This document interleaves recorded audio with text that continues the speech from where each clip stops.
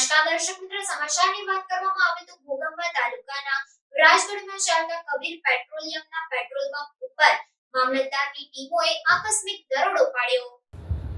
ઘોઘંબા તાલુકાના રાજગઢમાં ચાલતા Kabir પેટ્રોલિયમના petrol pump ઉપર મોડી સાંજે નાયબ કલેક્ટર અને જિલ્લા પુરવઠા તેમજ સ્થાનિક મામલતદારની ટીમોએ આકસ્મિક દરોડો પાડ્યો હતો, જેમાં પેટ્રોલ પંપના સંચાલક દ્વારા ગ્રાહકોને આપવામાં આવતા ફ્યુલમાં કાપ મારવામાં આવતો હોવાનું ઝડપાતા ફ્યુલનો જથ્થો સીઝ કરી ટાંકી સહિત 3 આઉટલેટને સીલ મારી દેવામાં આવ્યા હતા।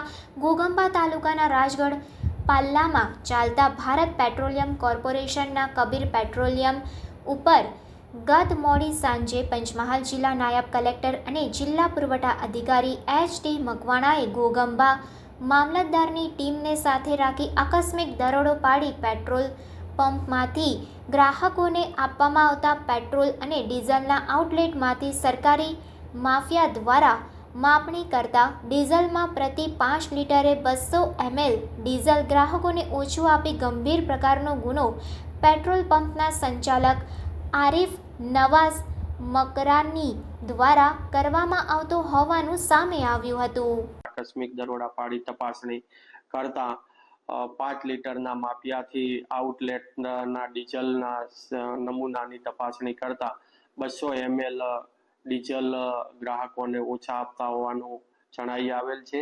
આ ખૂબ જ ગંભીર પ્રકારની ગેરરીતિ હોય, જે 3 આઉટલેટમાંથી જે ઓછું પેટ્રોલ પંપ આપવામાં આવતો હતો તે 5,40,146 રૂપિયાનો જથ્થો જપ્ત કરી અને નિયમ અનુસારની આગળની કાર્યવાહી હાથ ધરેલ છે।